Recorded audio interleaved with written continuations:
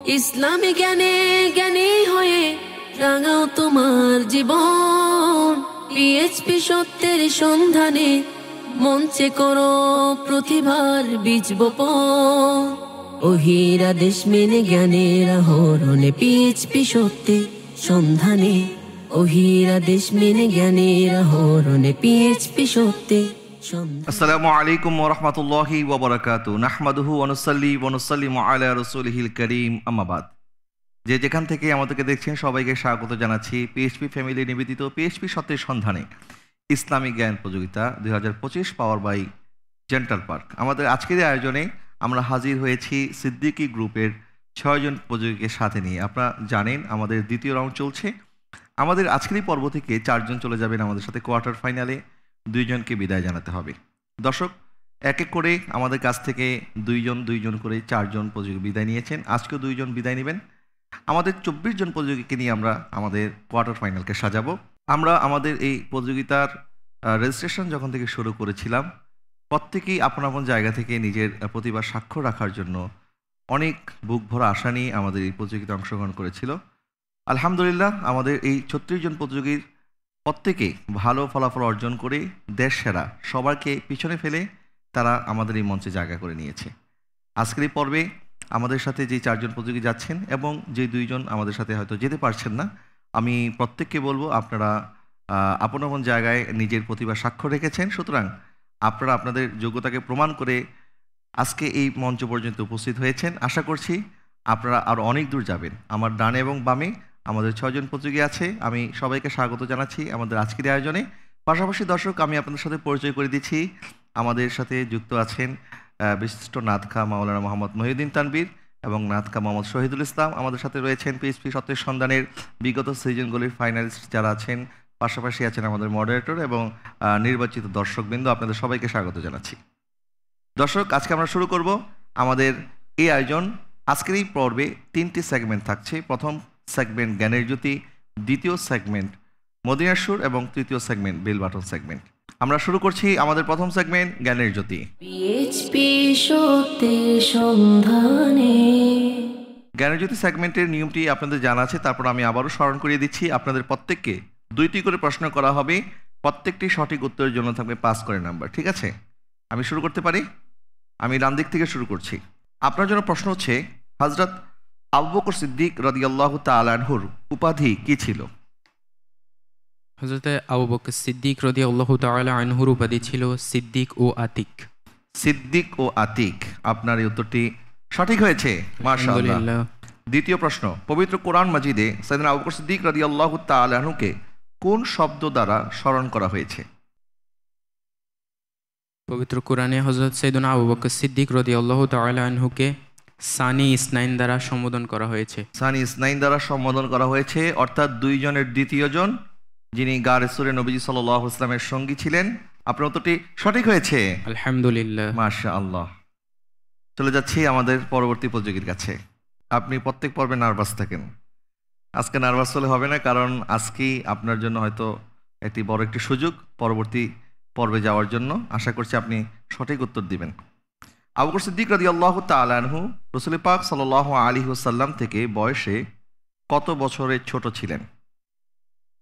আবু বকর সিদ্দিক রাদিয়াল্লাহু তাআলা আনহু রাসূল সাল্লাল্লাহু আলাইহি ওয়াসাল্লাম থেকে 2 বছরের ছোট ছিলেন। 2 বছরের ছোট ছিলেন। আপনার উত্তরটি সঠিক হয়েছে, আলহামদুলিল্লাহ। আপনার জন্য দ্বিতীয় প্রশ্ন, আবু বকর সিদ্দিক রাদিয়াল্লাহু তাআলা আনহুর খেলাফত কালে ওনার প্রথম ও প্রধান দায়িত্ব কি ছিল? ভণ্ড নবীদের বিরুদ্ধে যুদ্ধ ঘোষণা করা এবং তাদের নির্মূল করার দায়িত্ব ছিল। ভণ্ড নবীদেরকে দমন করা, নির্মূল করা। আপনার এই উত্তরটিও সঠিক হয়েছে, আলহামদুলিল্লাহ, মাশাআল্লাহ। পরবর্তী প্রতিযোগী, আপনার জন্য প্রশ্ন হচ্ছে, আবু বকর সিদ্দিক রাদিয়াল্লাহু তাআলা আনহুর আর্থিক কোরবানি সম্পর্কে রাসূল পাক সাল্লাল্লাহু আলাইহি ওয়াসাল্লাম কি ইরশাদ করেছেন? প্রশ্নের একটু আরেকবার। হযরত আবু বকর সিদ্দিক রাদিয়াল্লাহু তাআলা আনহুর আর্থিক কোরবানি অর্থাৎ ওনার দানের ক্ষেত্রে নবীজি সাল্লাল্লাহু আলাইহি ওয়াসাল্লাম কি বলেছেন? মানে উনি দানশীল ছিলেন, ওইটাই উল্লেখ করেছেন, মানে বেশি বেশি দান করতেন। বেশি বেশি দান করতেন সেটা তো আমরা জানি, কিন্তু আবু বকর সিদ্দিক রাদিয়াল্লাহু আনহুর ব্যাপারে নবীজি সাল্লাল্লাহু আলাইহি ওয়াসাল্লাম এমন কিছু শব্দচয়ন, এমন কিছু বক্তব্য, এমন কিছু বাণী ইরশাদ করেছেন যেটি অন্য কোনো সাহাবীর ক্ষেত্রে বর্ণনা করা হয়নি। সেটি কি ছিল? নবীজি সাল্লাল্লাহু আলাইহি ওয়াসাল্লাম ইরশাদ করেছেন, আবু বকরের সম্পদ আমার যে উপকার এসেছে, অর্থাৎ ইসলামের যে উপকার এসেছে, অন্য কারো সম্পদ ইসলামের এতটা উপকারে আসেনি। আপনার জন্য দ্বিতীয় প্রশ্ন, জমিনে রসুল পাক সাল্লাল্লাহু আলাইহি ওয়াসাল্লামের ওয়াজির, মন্ত্রী কে কে?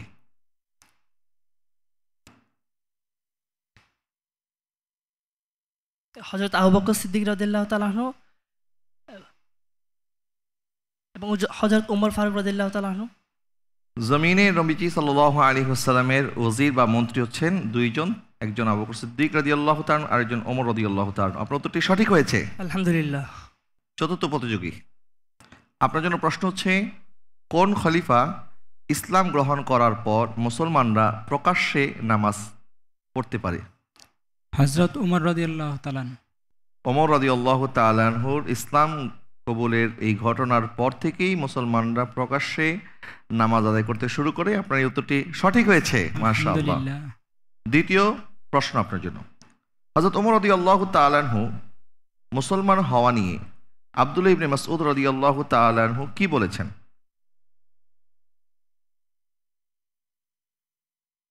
হযরত ওমর রাদিয়াল্লাহু তাআলা আনহু ইসলাম কবুল করার এই ঘটনাকে হযরত আব্দুল্লাহ ইবনে মাসউদ রাদিয়াল্লাহু তাআলা আনহু কি দ্বারা উক্তি করেছেন বা কি বলেছেন? ইসলামের বিজয় রূপে। ওমর রাদিয়াল্লাহু তাআলা আনহু মুসলমান হওয়াটা এটা ইসলামের বিজয়। জি।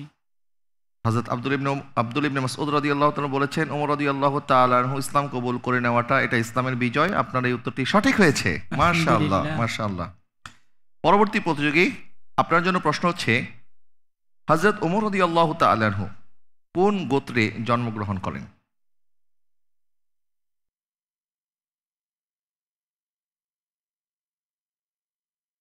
দুঃখিত, আপনাকে আর সময় দেওয়া যাচ্ছে না। উত্তরটি হচ্ছে, হযরত ওমর রাদিয়াল্লাহু তাআলা আনহু কুরাইশ বংশের শাখা আদি গোত্রে জন্মগ্রহণ করেন। আপনার জন্য দ্বিতীয় প্রশ্ন, হযরত আবু বকর সিদ্দিক রাদিয়াল্লাহু তাআলা আনহুর খেলাফতকালে হযরত ওমর রাদিয়াল্লাহু তাআলা আনহু কোন দায়িত্বে ছিলেন?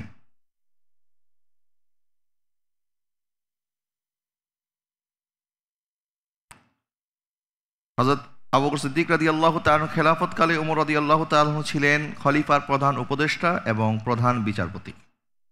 চলে যাচ্ছে আমাদের সর্বশেষ প্রতিযোগীর কাছে। আপনার জন্য প্রশ্ন হচ্ছে, হযরত ওমর রাদিয়াল্লাহু তাআলা আনহুর আংটিতে কি লেখা ছিল?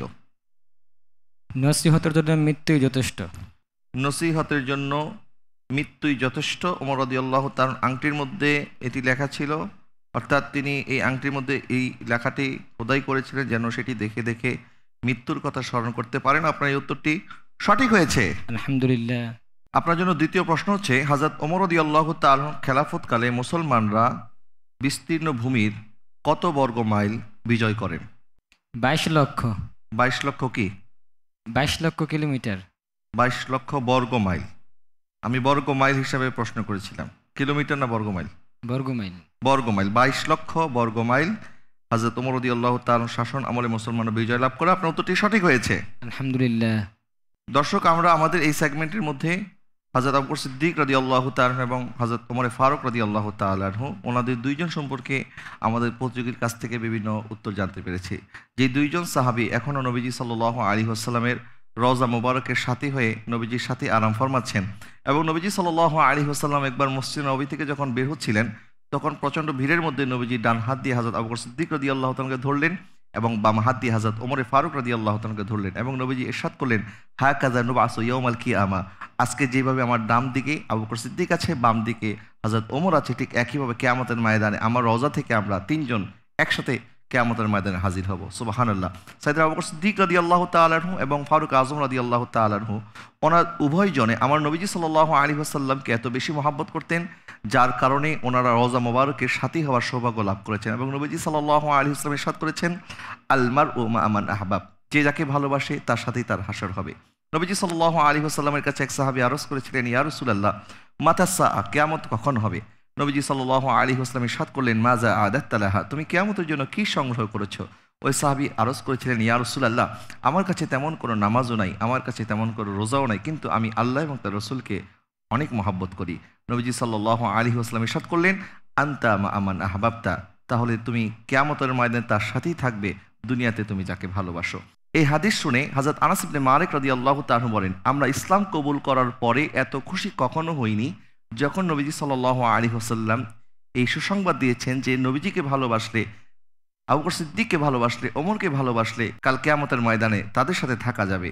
কারণ ওনারা নবীজি সাল্লাল্লাহু আলাইহি ওয়াসাল্লামের হাদিসকে এত বেশি বিশ্বাস করতেন, কারণ ওনারা জানেন সমস্ত কিছু মিথ্যা হয়ে গেল, আমার নবীজি সাল্লাল্লাহু আলাইহি ওয়াসাল্লামের হাদিস কখনো মিথ্যা নয়। সুতরাং আমরাও যারা নবীজি সাল্লাল্লাহু আলাইহি ওয়াসাল্লামকে ভালোবাসবো, আমরাও যারা সাহাবায়ে কেরামকে ভালোবাসবো, আহলে বাইতকে ভালোবাসবো, আউলিয়া কেরামকে ভালোবাসবো, আমরা গুনাহগার হলেও আমরা আশা করতে পারি কিয়ামতের ময়দানে আল্লাহ সুবহানাহু ওয়া তাআলা ওনাদের সাথেই আমাদের হাসর করাবেন।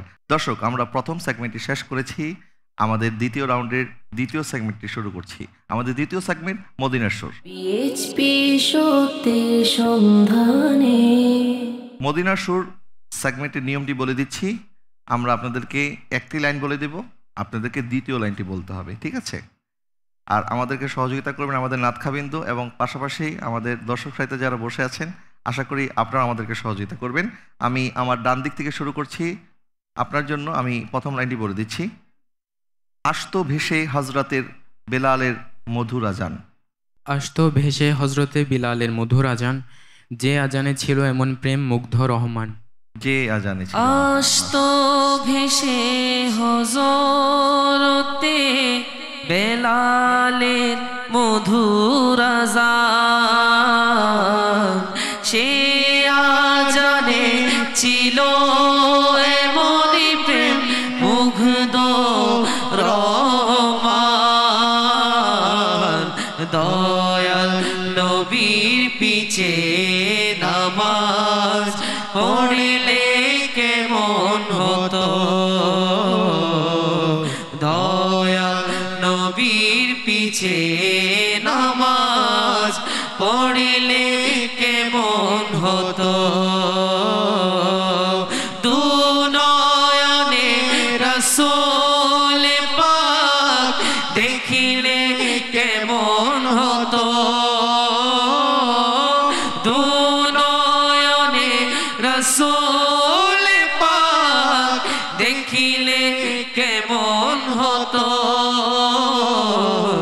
জন্ম আমার নবীর যুগে হলে কেমন হতো। জন্ম আমার নবীর যুগে হলে কেমন হতো। আপনার উত্তরটি সঠিক হয়েছে, মাশাআল্লাহ। পরবর্তী প্রতিযোগী, আপনার জন্য প্রশ্ন হচ্ছে, সূর্যি মামা যার কথা শুনে, পূর্ণিমা চাঁদ যার আদেশ মানে। আমি কেন হব না সে নবীর প্রেমে, আমি কেন হব না পাগল সে নবীর প্রেমে, আমি কেন হব না পাগল সে নবীর প্রেমে। আমি কেন হব না পাগল সে নবীর প্রেমে, আমি কেন হব না পাগল সে নবীর প্রেমে। আল্লাহুম্মা সাল্লি আলা সাইয়্যিদিনা মুহাম্মাদিন। আল্লাহুম্মা সাল্লি আলা সাইয়্যিদিনা মুহাম্মাদিন। আপনার উত্তরটি সঠিক হয়েছে, মাশাআল্লাহ। আলহামদুলিল্লাহ। চলে যাচ্ছি পরবর্তী প্রতিযোগীর কাছে। আপনার জন্য প্রথম লাইনটি হচ্ছে, নিজের জন্য দয়াল নবী একটুও কাঁদেন নাই। সারা জীবন কেঁদেছেন উম্মতের মায়ায়। নিজের জন্য দয়াল নবী একটু কাঁদে নাই, সারা জীবন কেঁদেছিলেন উম্মতের মায়ায়, উম্মতের মায়ায়। এখনো কাঁদেনি তিনি, এখনো কাঁদেনি তিনি উম্মতের মায়ায়। যে জনে হবে আপনার সেই তো মদিনা, যে জনে হবে আপনার সেই তো মদিনা। কার লাগিয়া কান্দরে মন, কার লাগিয়া বন্ধ, কার লাগিয়া কান্দরে মন, কার লাগিয়া বন্ধ। কেউ তো তোমার আপন হবে না, না না।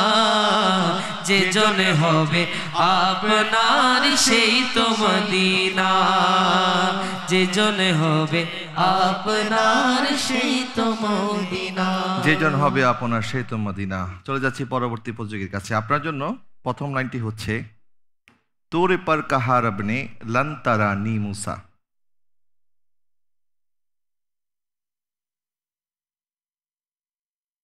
लेकिन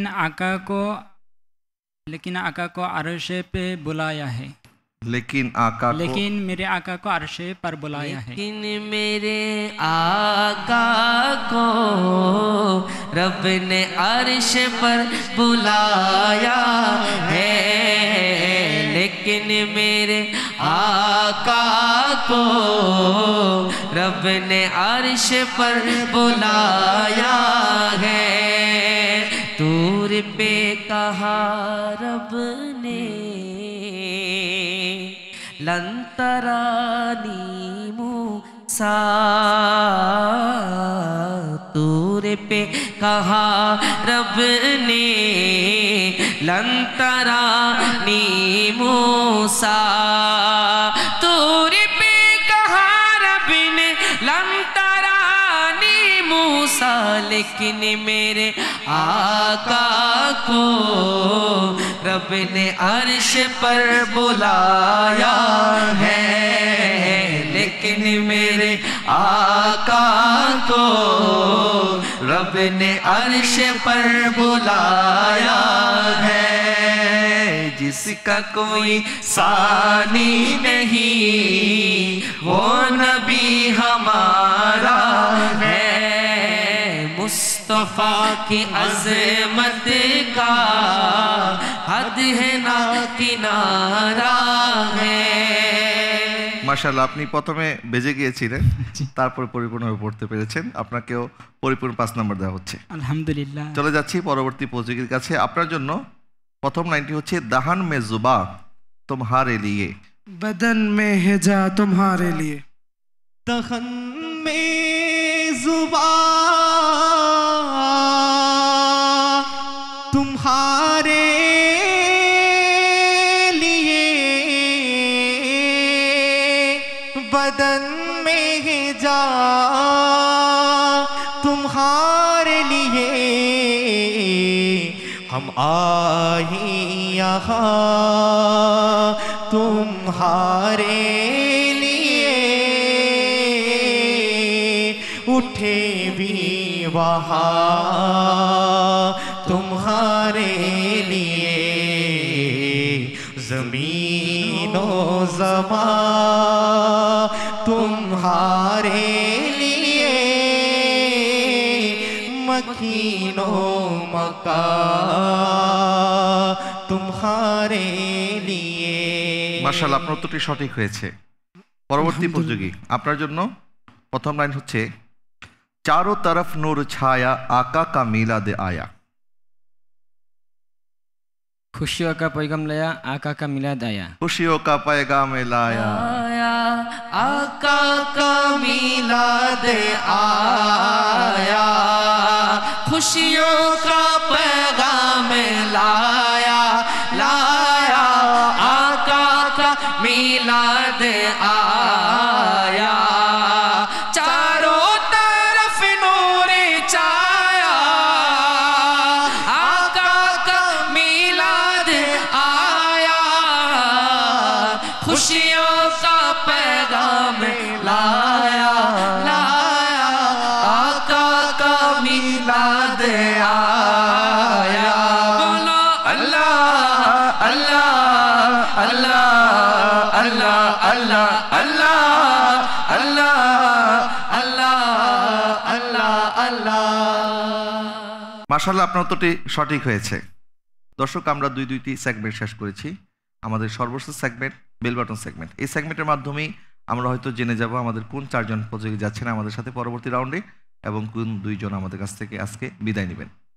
আমি বেল বাটন সেগমেন্টটি শুরু করছি। পিএইচপি সত্যের সন্ধানে। বেল বাটন সেগমেন্টের নিয়ম হচ্ছে আমি 6টি প্রশ্ন করব। যিনি আগে প্রেস করতে পারবেন তিনি উত্তর দেওয়ার সুযোগ পাবেন। সঠিক উত্তর হলে 5 নম্বর পাবেন, উত্তর যদি ভুল হয়ে যায় তাহলে 5 নাম্বার মাইনাস হয়ে যাবে। ঠিক আছে, তাহলে আপনারা উত্তর জানা থাকলেই কেবল প্রেস করবেন, যেন আপনাদের এত কষ্টের নাম্বারটা মাইনাস যেন না হয়। প্রথম প্রশ্ন আপনাদের জন্য, হিজাজ ইসলামের কেন্দ্রস্থল কেন ছিল? জি, আপনি বলেন। হিজাজ ইসলামের কেন্দ্রস্থান ছিল, এখানে ওই সময় ইসলামের প্রসিদ্ধ গোত্রগুলো ছিল, প্রসিদ্ধ জায়গার স্থানগুলো ছিল, মদিনা, তারপরে মদিনা, মক্কা, রিয়াদ, প্রসিদ্ধ স্থানগুলো সেখানে ছিল।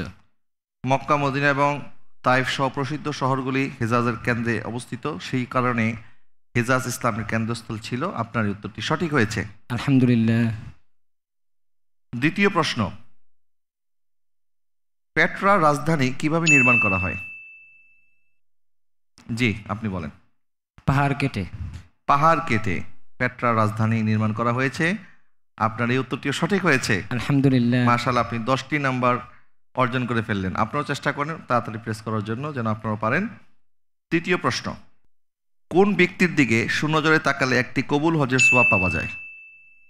জি, ডান দিকে আপনি বলেন। নিজের আপন মা এবং বাবার দিকে শূন্যজরে তাকালে একটি কবুল হজের সওয়াব পাওয়া যায়। আপনার এই উত্তরটি সঠিক হয়েছে, আলহামদুলিল্লাহ।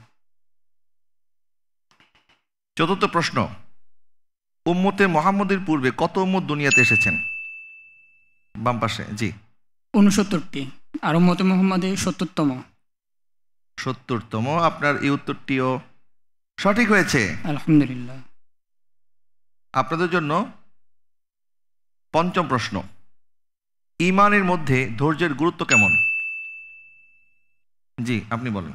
ইমানের মধ্যে ধৈর্যের গুরুত্ব এমন যেমন দেহের মধ্যে মাথার গুরুত্ব। আপনার এই উত্তরটি সঠিক হয়েছে, আলহামদুলিল্লাহ। মাশাআল্লাহ। আপনাদের জন্য সর্বশেষ প্রশ্ন, কোনটি ঈমানের সাথে লেগে আছে যা ছুটে গেলে ঈমান ছুটে যাবে? জি, বলেন। ধৈর্য। ধৈর্য। নবীজি সাল্লাল্লাহু আলাইহি ওয়াসাল্লাম ইরশাদ করেছেন, ঈমান এবং লজ্জাশীলতা একটি আরেকটির সাথে এভাবে লেগে আছে, যার ঈমান চলে যাবে তার ধৈর্য, তার লজ্জা চলে যাবে, আর যার লজ্জা চলে যাবে তার ঈমানও চলে যাবে। আপনার 5টি নাম্বার মাইনাস হয়ে গেল। দর্শক, আর এর সাথে শেষ করছি আমাদের এই সেগমেন্ট। আমি জানিয়ে দিচ্ছি আমাদের আজকের এই পর্বে আমাদের প্রতিযোগীরা কারা কেমন পারফর্ম করেছে। দর্শক, আমি জানিয়ে দিচ্ছি আমাদের আজকের এই পর্বে আমাদের প্রতিযোগীরা কারা কেমন পারফর্ম করেছে। মোহাম্মদ শাহরিয়ার হোসেন অভি পেয়েছে 20 নাম্বার, মোহাম্মদ মাজহারুল ইসলাম চৌধুরী পেয়েছে 20 নাম্বার, কায়সার আহমদ পেয়েছে 10 নাম্বার, মোহাম্মদ শহীদুল ইসলাম পেয়েছে 15 নাম্বার, মোহাম্মদ আব্দুল্লাহ রিমন পেয়েছে 5 নাম্বার, ফয়সাল ভুইয়া পেয়েছে 25 নাম্বার। গত পর্বে অর্থাৎ প্রথম রাউন্ডে আমাদের এই 6 জন প্রতিযোগীরা তারা যেই নাম্বার অর্জন করেছে, আজকের এই পর্বের সাথে 2 পর্বের নাম্বার সংযুক্ত হয়ে যেই 4 জন চলে যাচ্ছেন আমাদের সাথে পরবর্তী রাউন্ডে, আমি সেই 4 জনের নাম ঘোষণা করার আগে আমি মঞ্চে ডেকে নিচ্ছি বিশিষ্ট নাতখা শায়ের মোহাম্মদ মহিউদ্দিন তানবীরকে। আমরা তার সুললিত কণ্ঠে একটি নাত শুনব। আপনাকে মঞ্চে আসার জন্য অনুরোধ করছি।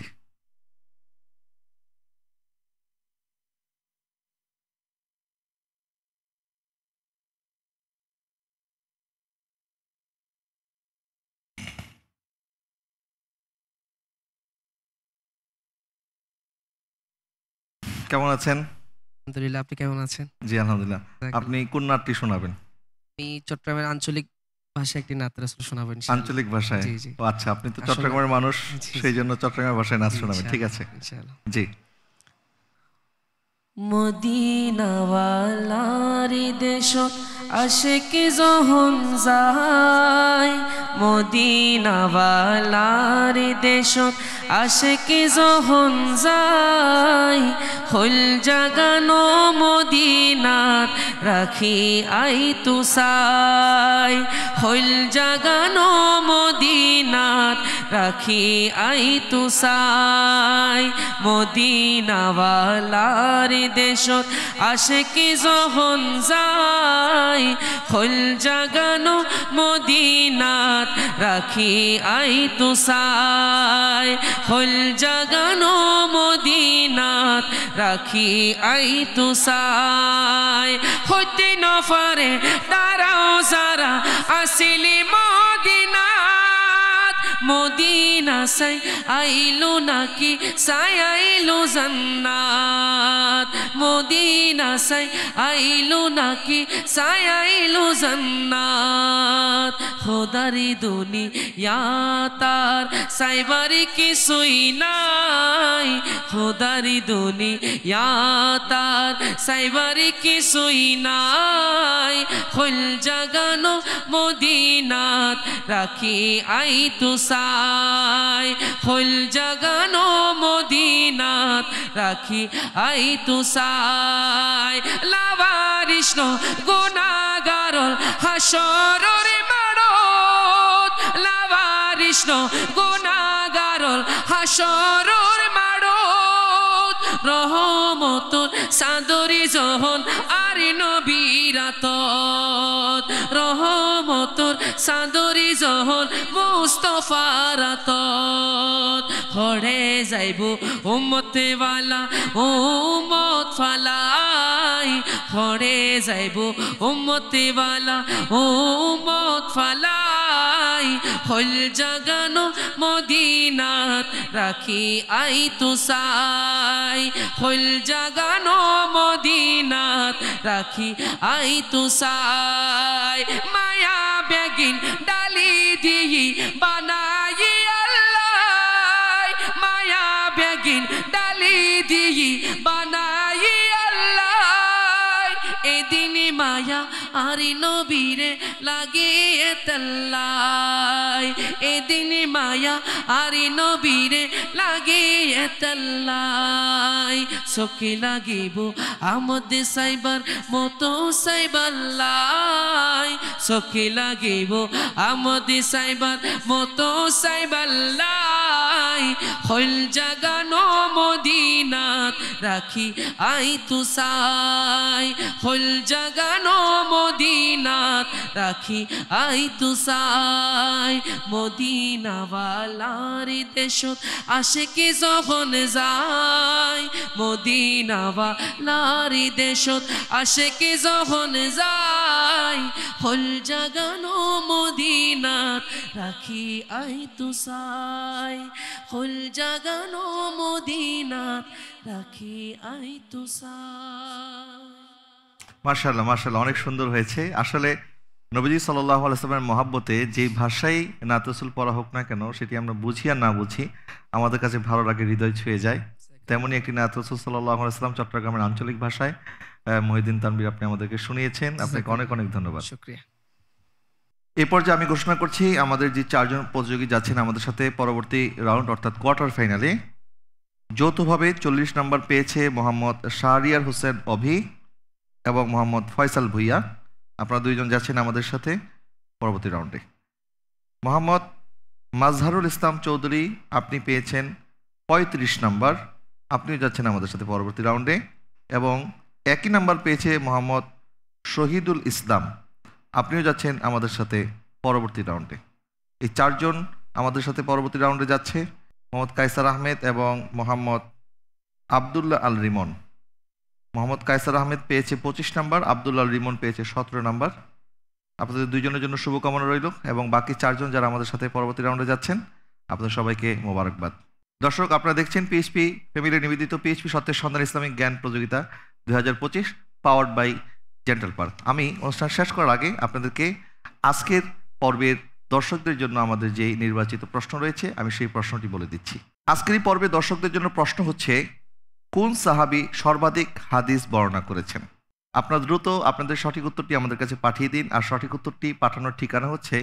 ফেসবুকে পিএইচপি সত্যের সন্ধান আমাদের অফিসিয়াল পেজে আজকের অনুষ্ঠানটি যেখানে লাইভ টেলিকাস্ট হচ্ছে সেখানকার কমেন্টস বক্সে গিয়ে আমাদের একটি লিঙ্ক পাবেন সেই লিঙ্কে প্রবেশ করেই আপনি আপনার উত্তরটি পাঠিয়ে দিতে পারেন আজকে রাত 12টার মধ্যে যারা যারা সঠিক উত্তরটি দিবেন তাদের মধ্যে লটারির মাধ্যমে একজনের কাছে চলে যাবে আমাদের পক্ষ থেকে আকর্ষণীয় একটি পুরস্কার আর দর্শক আমি জানিয়ে দিচ্ছি আমাদের গতকালকের প্রশ্নের সঠিক উত্তর গতকালকে প্রশ্ন ছিল যে কোন কোরআন পাঠকারীকে দ্বিগুণ সওয়াব দেওয়া হবে উত্তর হচ্ছে যাদের মুখে জড়তা থাকার পরও কোরআন পাঠ করে আল্লাহ সুবহানাহু ওয়া তাআলা তাকে কোরআন পাঠে দ্বিগুণ সওয়াব দান করবে দেখা হচ্ছে আপনাদের সাথে আগামী পর্বে পিএইচপি সত্যের সন্ধান ইসলামিক জ্ঞান প্রতিযোগিতা 2025 পাওয়ার বাই জেন্টাল পার্ক সেই পর্যন্ত সকালে ভালো থাকবেন সুস্থ থাকবেন। আল্লাহ হাফেজ। আসসালামু আলাইকুম ওয়া রাহমাতুল্লাহি ওয়া বারাকাতুহু। আঁকড়ে ধরো ইসলামে শাখা প্রশাখা মনে প্রাণে, ওহিরা দেশ মেনে জ্ঞানের আহরণে পিএইচপি সত্যি সন্ধানে,